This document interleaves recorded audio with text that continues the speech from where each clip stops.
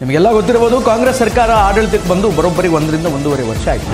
ಆದರೆ ಕಾಂಗ್ರೆಸ್ ಇಂಟರ್ನಲ್ ಕಮಿಟಿಯಲ್ಲಿ ಏನಾಗ್ತಾ ಇದೆ ಅನ್ನುವಂತಹ ವಿಚಾರವನ್ನು ಇವತ್ತು ನಾನು ನಿಮ್ಮ ಮುಂದೆ ಹೇಳಲಿಕ್ಕೆ ಬಂದಿದ್ದೆ. ಸಿಎಂ ಬದಲಾಗ್ತಾರೆ ಅನ್ನುವಂತಹ ಹೂವಾಪೂಗಳು ಮಾತುಕತೆಗಳು ಅನೇಕ ದಿನದಿಂದ ಕೇಳಿ ಬರ್ತಾ ಇತ್ತು. ಅದರಲ್ಲಿಯೂ ಯಾವಾಗ ಸಿದ್ದರಾಮಯ್ಯನವರ ಕೊರಳಿಗೆ ಮೂಡಾದ ಉರ್ಗ ಸುತ್ತಕೊಂತೋ ಆಗ ಈ ಮಾತು ಇನ್ನೂ ಪ್ರಬಲವಾಗಲಿಕ್ಕೆ ಪ್ರಾರಂಭ ಆಯಿತು. ನಾನು ಯಾವುದೇ ಕಾರಣಕ್ಕೂ ರಾಜೀನಾಮೆ ಕೊಡಲ್ಲ ಅಂತ ಹೇಳಿ ಏಕ್ ಮಾರ್ ದೋ ತುಕಡ ಅನ್ನೋ ರೀತಿಯಲ್ಲಿ ಒಂದು ಸ್ಟೇಟ್ಮೆಂಟನ್ನು ಪಾಸ್ ಮಾಡಿಬಿಟ್ರು. ಸ್ವಪಕ್ಷದವರೇ ಸಿಎಂ ಬದಲಾವಣೆಯ ಮಾತನ್ನು ಆಡ್ತಾ ಇರೋದು ಎಷ್ಟರ ಮಟ್ಟಿಗೆ ಸತ್ಯ? ನಿಮಗೆಲ್ಲ ಗೊತ್ತಿರುವ ಹಾಗೆ ಒಂದು ಯೂನಿವರ್ಸಲ್ ಟ್ರುತ್, ಒಂದು ಓಪನ್ ಟ್ರುತ್ ಏನು ಅಂತಂದರೆ ಕಾಂಗ್ರೆಸ್ನಲ್ಲಿ ಆಬ್ವಿಯಸ್ಲಿ 2 ಬಣ ಇದೆ. ಇಂಟರ್ನಲ್ಲಿ ಅವರಿಬ್ಬರಿಗೆ ಏನೋ ಸರಿ ಇಲ್ಲ, ಸಮಥಿಂಗ್ ಈಸ್ ಫಿಶಿ ಅನ್ನುವಂತಹ ವಿಚಾರಗಳು ಕೂಡ ಅನೇಕರಿಗೆ ಗೊತ್ತಿರುವಂತಹ ಸಂಗತಿ. ಕಾಂಗ್ರೆಸ್ ಪಕ್ಷದ ನಾಯಕರು ಮತ್ತು ಕಾಂಗ್ರೆಸ್ ಪಕ್ಷದ ಸಚಿವರು ಶಾಸಕರು ಅವರಿಗೆ ಇದೊಂದು ಖಡಕ್ ವಾರ್ನಿಂಗ್ ಅಂತ. ಯಾರು ಖಡಕ್ ವಾರ್ನಿಂಗ್ ಅನ್ನು ಕೊಟ್ಟಿದ್ದು?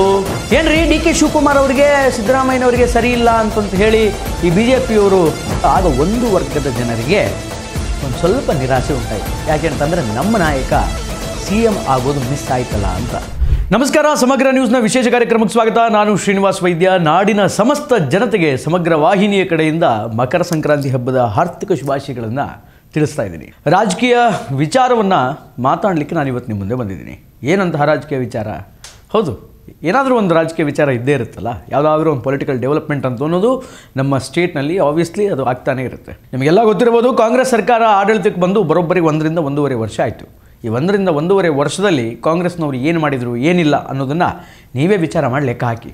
ಆದರೆ ಕಾಂಗ್ರೆಸ್ ಇಂಟರ್ನಲ್ ಕಮಿಟಿಯಲ್ಲಿ ಏನಾಗ್ತಾ ಇದೆ ಅನ್ನುವಂತಹ ವಿಚಾರವನ್ನು ಇವತ್ತು ನಾನು ನಿಮ್ಮ ಮುಂದೆ ಹೇಳಲಿಕ್ಕೆ ಬಂದಿದ್ದೀನಿ. CM ಬದಲಾಗ್ತಾರೆ ಅನ್ನುವಂತಹ ಹೂವಾಪೂಗಳು ಮಾತುಕತೆಗಳು ಅನೇಕ ದಿನದಿಂದ ಕೇಳಿ ಬರ್ತಾ ಇತ್ತು. CM ಚೇಂಜ್ ಆಗ್ತಾರೆ ಅಂತ. ಅದರಲ್ಲಿಯೂ ಯಾವಾಗ ಸಿದ್ದರಾಮಯ್ಯನವರ ಕೊರಳಿಗೆ ಮೂಡಾದ ಉರ್ಗ ಸುತ್ತಕೊಂತೋ ಆಗ ಈ ಮಾತು ಇನ್ನೂ ಪ್ರಬಲವಾಗಲಿಕ್ಕೆ ಪ್ರಾರಂಭ ಆಯಿತು. ಅಯ್ಯಯ್ಯೋ, CM ಅವರ ಕೆರಿಯರಲ್ಲಿ ಒಂದೂ ಬ್ಲ್ಯಾಕ್ ಮಾರ್ಕ್ ಇರಲಿಲ್ಲ, ಸಿದ್ದರಾಮಯ್ಯನವರ ಕೆರಿಯರಲ್ಲಿ ಬ್ಲ್ಯಾಕ್ ಮಾರ್ಕೇ ಇರಲಿಲ್ಲ ಅಂಥದ್ದು ಇಂತಹ ಒಂದು ದೊಡ್ಡ ಕಳಂಕ ಬಂದುಬಿಡ್ತಲ್ಲ. ಹೀಗಾದರೂ CM ಸಿದ್ದರಾಮಯ್ಯನವರನ್ನು ಬದಲಿಸಿ ಆ ಕುರ್ಚಿಗೆ ಅಂದರೆ ಮುಖ್ಯಮಂತ್ರಿಯ ಸ್ಥಾನಕ್ಕೆ ಬೇರೆಯವರನ್ನು ಕರ್ಕೊಂಡು ಬರ್ತಾರೇನೋ ಅನ್ನುವಂತಹ ಲೆಕ್ಕಾಚಾರಗಳು ಮಾತುಕತೆಗಳು ಆಗಾಗ ಬಂದು ಹೋಗ್ತಾ ಇತ್ತು. ಆದರೆ CM ಸಿದ್ದರಾಮಯ್ಯನವರು ನಾನು ಯಾವುದೇ ಥರದ ತಪ್ಪು ಮಾಡಿಲ್ಲ, ನಾನು ನಿರಪರಾಧಿ, ನಾನು ಯಾವುದೇ ಅಪರಾಧ ಮಾಡಿಲ್ಲ, ವಿರೋಧ ಪಕ್ಷವಾಗಿರುವಂತಹ ಭಾರತೀಯ ಜನತಾ ಪಾರ್ಟಿ ಮತ್ತು JDSನವರು ನನ್ನ ಮೇಲೆ ಗೂಬೆ ಕೂಡಿಸಿ ನನ್ನ ಪೊಲಿಟಿಕಲ್ ಕೆರಿಯರಿಗೆ ಕಪ್ಪು ಮಾರ್ಕನ್ನು ಹಾಕುವಂತಹ ಪ್ರಯತ್ನ, ಕಪ್ಪು ಚುಕ್ಕಿಯನ್ನು ಇಡುವಂತಹ ಪ್ರಯತ್ನವನ್ನು ಮಾಡಿದ್ದಾರೆ. ನಾನು ಯಾವುದೇ ಕಾರಣಕ್ಕೂ ರಾಜೀನಾಮೆ ಕೊಡಲ್ಲ ಅಂತ ಹೇಳಿ ಏಕ್ ಮಾರ್ ದೋ ತುಕಡ ಅನ್ನೋ ರೀತಿಯಲ್ಲಿ ಒಂದು ಸ್ಟೇಟ್ಮೆಂಟನ್ನು ಪಾಸ್ ಮಾಡಿಬಿಟ್ರು. ಸೊ ಇದು ಮೂಢ ಹಗರಣ ಬಂದ ಮೇಲೆ ಅಷ್ಟೇ ಅಲ್ಲ, ಅದಕ್ಕೂ ಮುಂಚೆಯಿಂದನೂ CM ಸಿದ್ದರಾಮಯ್ಯನವರು CM ಸ್ಥಾನದಿಂದ ಕೆಳಗಿಳಿತಾರೆ, ಬೇರೆಯವರು CM ಆಗ್ತಾರೆ ಅಂತ. ಇದು ರಾಜ್ಯದ ಜನತೆ ಈ ಮಾತನಾಡಿದರೆ ಅದು ಬೇರೆ ವಿಚಾರ. ವಿರೋಧ ಪಕ್ಷಗಳಾಗಿರುವಂತಹ BJP JDS ಮಗದೊಬ್ಬರು ಮಾತಾಡಿದರೆ ಅದು ಬೇರೆ ವಿಚಾರ. ಆದರೆ ಸ್ವಪಕ್ಷದವರೇ CM ಬದಲಾವಣೆಯ ಮಾತನ್ನು ಆಡ್ತಾ ಇರೋದು ಎಷ್ಟರ ಮಟ್ಟಿಗೆ ಸತ್ಯ? ಯಾಕೆಂತಂದರೆ ಈ ಹಿಂದೆ ಏನು ಮಾತುಕತೆಗಳು ಬಂದಿತ್ತು ಅಂತ ಹೇಳಿದ್ನಲ್ಲ, ಸ್ವಪಕ್ಷದವರು ಕೂಡ ಕಾಮೆಂಟ್ಗಳನ್ನು ಮಾಡಿದ್ದಾರೆ CM ಸ್ಥಾನದ ಬದಲಾವಣೆಯ ಬಗ್ಗೆ. ನಿಮಗೆಲ್ಲ ಗೊತ್ತಿರುವ ಹಾಗೆ ಒಂದು ಯೂನಿವರ್ಸಲ್ ಟ್ರುತ್, ಒಂದು ಓಪನ್ ಟ್ರುತ್ ಏನು ಅಂತಂದರೆ ಕಾಂಗ್ರೆಸ್ನಲ್ಲಿ ಆಬ್ವಿಯಸ್ಲಿ 2 ಬಣ ಇದೆ ಅನ್ನೋದು ಅನೇಕ ಜನರ ಅಭಿಪ್ರಾಯ. ಒಂದು ಕಡೆ DK ಶಿವಕುಮಾರ್ ಅವರು ಬಣ ಇದ್ದರೆ, ಮತ್ತೊಂದು ಕಡೆ CM ಸಿದ್ದರಾಮಯ್ಯನವರ ಬಣ ಇದೆ. ನಮ್ಮಲ್ಲಿ ಬಣಗಣೆ ಇಲ್ಲ ಅಂತ ಹೇಳ್ತಾರೆ, ಆದರೆ ಇದೆ, ಆಬ್ವಿಯಸ್ಲಿ ಇದೆ. ಇಂಟರ್ನಲ್ಲಿ ಅವರಿಬ್ಬರಿಗೆ ಏನೋ ಸರಿ ಇಲ್ಲ, ಸಮಥಿಂಗ್ ಈಸ್ ಫಿಶಿ ಅನ್ನುವಂತಹ ವಿಚಾರಗಳು ಕೂಡ ಅನೇಕರಿಗೆ ಗೊತ್ತಿರುವಂತಹ ಸಂಗತಿ. ಆದರೆ ಈಗ ಯಾರ್ಯಾರು ಈ CM ಬದಲಾವಣೆಯ ಮಾತನ್ನು ಆಡ್ತಾ ಇದ್ರಲ್ಲ ಕಾಂಗ್ರೆಸ್ ಪಕ್ಷದ ನಾಯಕರು ಮತ್ತು ಕಾಂಗ್ರೆಸ್ ಪಕ್ಷದ ಸಚಿವರು ಶಾಸಕರು, ಅವರಿಗೆ ಈಗ ಒಂದು ಖಡಕ್ ವಾರ್ನಿಂಗ್ ಅಂತಕ್ಕಂಥದ್ದು ಬಂದಿದೆ. ಯಾರು ಖಡಕ್ ವಾರ್ನಿಂಗನ್ನು ಕೊಟ್ಟಿದ್ದು? ಕರ್ನಾಟಕ ರಾಜ್ಯದ ಕಾಂಗ್ರೆಸ್ಸಿನ ನೇತೃತ್ವವನ್ನು ವಹಿಸಿರುವಂತಹ ದೀಪ್ ಸಿಂಗ್ ಸುರ್ಜೇವಾಲಾ ಅವರು ಖಡಕ್ ಎಚ್ಚರಿಕೆಯನ್ನು ಕೊಟ್ಟಿದ್ದಾರೆ. ಯಾರೂ ಕೂಡ CM ಸಿದ್ದರಾಮಯ್ಯನವರ ಸ್ಥಾನದ ಬಗ್ಗೆ ಆಗಲಿ ಅಥವಾ ಮುಖ್ಯಮಂತ್ರಿಯ ಬದಲಾವಣೆ ಬಗ್ಗೆ ಆಗಲಿ ಮಾತನಾಡುವಂತಿಲ್ಲ. ಏನಾಗಿದ್ದಾರೆ ಸಿದ್ದರಾಮಯ್ಯನವರಿಗೆ?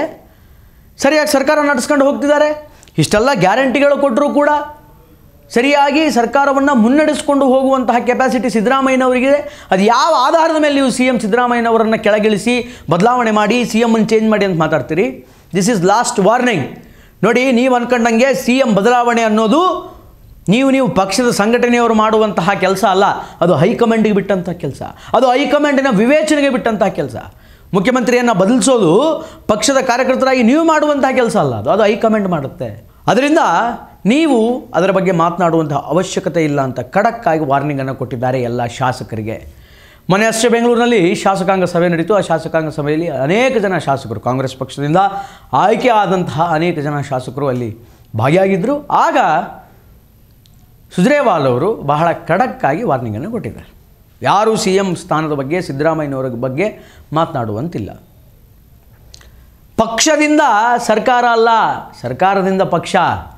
ಆದ್ದರಿಂದ ನಾವು ಈ ಸರ್ಕಾರದಲ್ಲಿದ್ದೀವಿ, ಜನರಿಗೆ ಏನು ಒಳ್ಳೇದು ಮಾಡಬೇಕು ಏನಿಲ್ಲ ಅನ್ನೋದ್ರ ಬಗ್ಗೆ ವಿಚಾರ ಮಾಡಬೇಕು ವಿನಃ CM ಸಿದ್ದರಾಮಯ್ಯನವರು ಕೆಳಗಿಳಿಬೇಕು, ಅವ್ರನ್ನ ಚೇಂಜ್ ಮಾಡಬೇಕು ಅನ್ನೋಂಥ ಮಾತುಕತೆಗಳನ್ನು ಆಡಿದರೆ ಸ್ವಲ್ಪ ಹುಷಾರಾಗಿದೆ ಅಂತ ಹೇಳಿದರು. ಏನ್ರಿ DK ಶಿವಕುಮಾರ್ ಅವರಿಗೆ ಸಿದ್ದರಾಮಯ್ಯನವರಿಗೆ ಸರಿ ಇಲ್ಲ ಅಂತಂತ ಹೇಳಿ ಈ BJPಯವರು ಏನು ಸ್ಟೇಟ್ಮೆಂಟನ್ನು ಪಾಸ್ ಮಾಡ್ತಿದ್ದಾರಲ್ಲ, ಅದೆಲ್ಲ ಸುಳ್ಳು. BJPಯವರು ತಮ್ಮ ವೈಫಲ್ಯವನ್ನು ಮುಚ್ಚಿಕೊಳ್ಳಲು ನಮ್ಮ ಪಕ್ಷದಲ್ಲಿ ಬಿರುಕನ್ನು ಮೂಡಿಸುವಂತಹ ವಾತಾವರಣ ಕ್ರಿಯೇಟ್ ಮಾಡ್ತಿದ್ದಾರೆ. ಆ್ಯಬ್ಸಲ್ಯೂಟ್ಲಿ CM ಸಿದ್ದರಾಮಯ್ಯನವರಿಗೂ DK ಶಿವಕುಮಾರ್ಗೂ ಯಾವುದೇ ಥರದ ಭಿನ್ನಾಭಿಪ್ರಾಯಗಳಿಲ್ಲ, ಮನಸ್ತಾಪಗಳಿಲ್ಲ. They are absolutely fine. ಅವರು ಆರಾಮಾಗಿದ್ದಾರೆ, ಚೆನ್ನಾಗಿದ್ದಾರೆ, ಹೊಂದಿಕೊಂಡು ಸರ್ಕಾರವನ್ನು ಮುನ್ನಡೆಸುವಂತಹ ಕೆಲಸವನ್ನು ಮಾಡ್ತಾ ಇದ್ದಾರೆ. ಆದ್ದರಿಂದ CM ಬದಲಾವಣೆಯ ಬಗ್ಗೆ ಯಾರೂ ಕೂಡ ಮಾತನಾಡುವಂತಿಲ್ಲ ಅಂತ ಸುಜ್ರೇವಾಲ್ರವರು ಹೇಳಿಬಿಟ್ರು. ಸುಜ್ರೇವಾಲ್ರವರು ಯಾವಾಗ ಈ ಸ್ಟೇಟ್ಮೆಂಟನ್ನು ಪಾಸ್ ಮಾಡಿದ್ರು ಆಗ ಒಂದು ವರ್ಗದ ಜನರಿಗೆ ಒಂದು ಸ್ವಲ್ಪ ನಿರಾಸೆ ಉಂಟಾಯಿತು. ಯಾಕೆ ಅಂತಂದರೆ ನಮ್ಮ ನಾಯಕ CM ಆಗೋದು ಮಿಸ್ ಆಯ್ತಲ್ಲ ಅಂತ. ಆ ಒಂದು ವರ್ಗ ಯಾವುದು ಏನು ಅಂತ ಕಮೆಂಟ್ ಸೆಕ್ಷನಲ್ಲಿ ನೀವೇ ತಿಳಿಸಿ. ಒಟ್ಟಾರೆಯಾಗಿ ಇದು ಈ ಹೊತ್ತಿನ ವಿಶೇಷ. ನಿರಂತರ ಸುದ್ದಿಗಾಗಿ ನೋಡ್ತಾ ಇರಿ ಸಮಗ್ರ ನ್ಯೂಸ್ ನೇರ ನುಡಿ. ನಮಸ್ಕಾರ.